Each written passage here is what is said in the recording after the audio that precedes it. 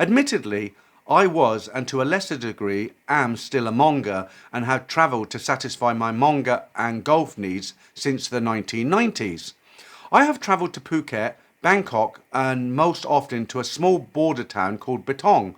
I hope to give you and your followers a perspective of relationships by an Asian, which I believe would give you and your followers a more logical and perhaps a more plausible explanation as to why most, well, 99.9% of men, including yours truly, end up with a crash and burn story with regards to relationships.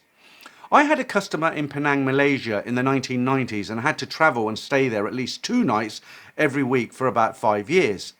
After a few months, I discovered Betong was only about an hour or so away from my customer's factory. So based on the promise of nightly joy in Betong, I decided to stay in Betong every night whilst working at my customer's factory. Betong had about 5 go-go bars that were open from lunchtime till about 10 p.m, after which time many girls would go to the 2 discos in town until around 3 a.m. Most of the girls come from all over Thailand, including Bangkok, Isan, Chiang Mai, Chiang Rai, etc. The go-go bars were different to those in Phuket and Bangkok. Rather than the girls asking for ladies' drink, they drink whatever you were drinking, normally beer. They would ask for flowers. These were in fact a string of plastic pearls which cost Thai 100 baht. This flower system was adopted by many bars in my own country where Thai and Chinese girls would dance or parade on stage. However, here a flower could cost at least $10 to as much as $500. Men would give these flowers for the girl to spend time with them after their dance or after they had been on stage singing. Rumour had it that some of the pretty girls could earn as much as $15,000 a month.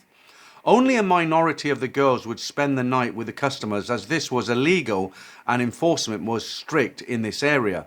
In addition, some girls from neighbouring countries were all here on tourist visas and, strictly speaking, were already working illegally. Most of the customers in Betong were from my country and Farangs were very few. There were even a handful of Russian girls working in Betong, along with a few dozen girls from China. There was no bar fine practice here, but overnight rates cost between 2,000 to 5,000 baht for the Russians, commonly paid directly to the girls and not the bar. Most of the bars were owned and run by my fellow countrymen, but I did learn that they all had local Thai partners. After going to Betong for a couple of months, I decided to try to hitch up with a girl as opposed to picking one up each time. I was there as I thought it would be nicer to develop a relationship with somebody. I ended up with a pretty girl. Her name was Nap and she was from Bangkok. I used to give her about 40,000 baht a month to help her family. Nap never asked me for more money or gifts. After about 3 months, she decided not to work anymore as a dancer and simply spent 2 or 3 days every week with me.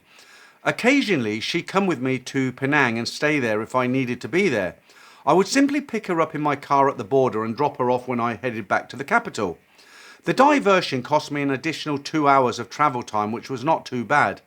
About a couple of years into the relationship, Nap called me and told me that she was pregnant, with the offer of a paternity test to prove I was the father.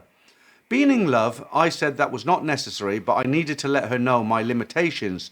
So when we next met, I made it clear that since I was already married, I could never be officially the father of the child, i.e. my name could not be included in any documents such as the birth certificate, etc.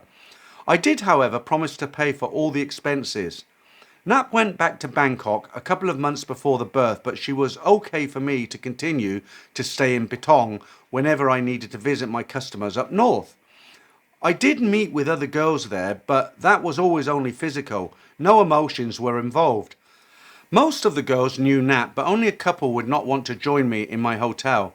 Anyway, about a month after the birth, Nap flew down to meet me and really tried hard to show that she missed me.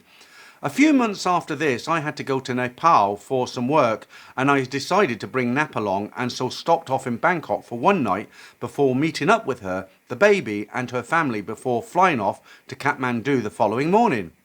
Honestly, the baby did not really look like me, but I never mentioned this to anyone. The baby looked a little like her sister's husband, who was a soldier.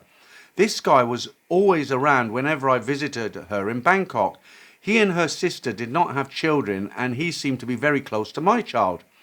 I was happy that there was someone that was looking after the baby, so I did not think too much about it. Nap would fly to meet me every week when I was in town. Thank God for budget airlines, so this cost me about $100 for the flight. But there were times when Nap wanted to visit her friends in Betong, so I would simply drop her off at the border, pick her up the following week.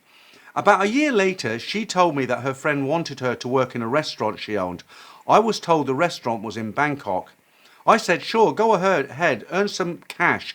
Perhaps she could find some purpose in her life. She also said that because she was now working, there may be times she could not meet up with me whenever I visited my client. However, she said it was okay if I wanted to go to Betong. From this time on, almost all the time, I expected her to fly to meet me. She said she wanted to save money by taking a bus from Bangkok down to Betong, and I could pick her up in my car on the way to see my customer. Whenever I go to Betong, I would park my car just before immigration and take a taxi. On one occasion, Nap said she could not meet me because there was a big function at her friend's restaurant.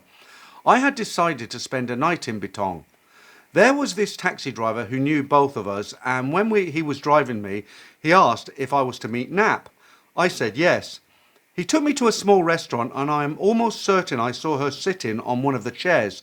The taxi driver then went into the restaurant while I just sat in the taxi. Not sure why I did that, probably because I did not want to know the truth. The taxi driver returned and said she was not there, and then drove me to my hotel that was a 15-minute walk away. I called Nap from my hotel as I normally did, and she insisted that she was working in Bangkok. Anyway, I ignored my suspicions and continued to visit my usual go-go bar. I met up with an older, very experienced lady who knew about Nap and was always honest with me. She told me that she had bumped into Nap in Betong with her girlfriend, and Nap had asked her not to tell me she had seen her in Betong. She said she should not lie to me, and that she had many other girls said I was a good guy and treated everyone politely, and so she felt that I needed to know the truth. I suppose I could have gone to the restaurant and confronted Nap, but I guess I was just a coward. The following day, when on the way back home, I called Nap and asked her again if she was in fact in Betong and not Bangkok. After a while, she finally admitted that yes, she had been in Betong and was working with her friend in the restaurant. She also admitted that she was having an intimate relationship with this girl. However, she would still meet up with me like before so long as I continued to finance her. Instead of simply calling it a day, I thought it best to try everything I could to win her back. I told her that when I met her next, I would like to discuss our future. I met up with Nap in Bangkok about a month later and had planned to stay there for 3 days. I met her in my hotel and she was adamant about her love for the girl in the restaurant, but she was willing to stay with me while I was in Bangkok. Stupidly, I even offered a closer relationship if she was willing to live in Bangkok and look after the baby. I could see by the look on her face that she had no feelings for me at all. So the following morning I booked a flight home. A few months later, Nap asked me to meet again as she needed to go back to Bangkok. I agreed, and to cut a long story short, I was there this time to give her more money as the restaurant in Betong was failing. The jewellery and watch I had previously bought for her were no longer with her, and she admitted she had to sell all her belongings to try to keep the restaurant afloat.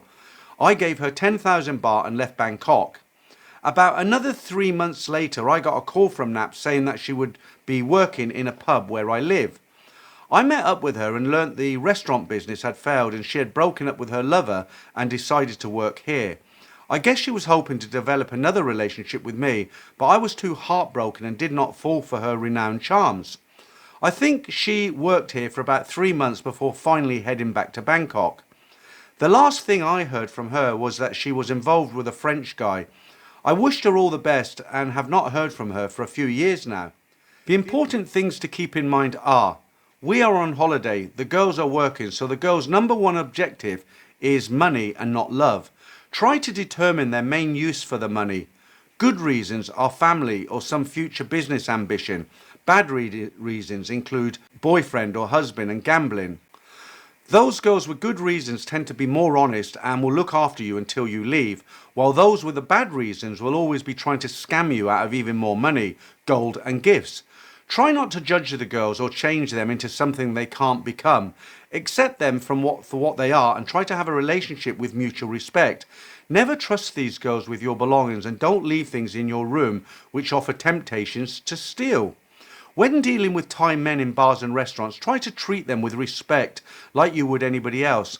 One evening when I was having a drink with one of the doormen in a popular bar, he told me that he came from the same village as the girl that I liked in this bar, and that when he lived in the village, this girl was actually a man which had now had an operation to change him into a woman.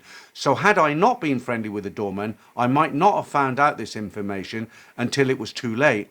I had met a regular girl called Nantawan. I later discovered that she had some very bad habits and was always looking for money. She had asked me once in a 7-Eleven to buy her some sweets. I asked if she had a child. She said yes. One day after dancing, she asked me to go with her to her room to pick up some things and that she needed to give some food to her child. When in the room, she opened a cupboard where I saw some sweets, chocolates and toys that I had previously bought for her, but there was no child in her room.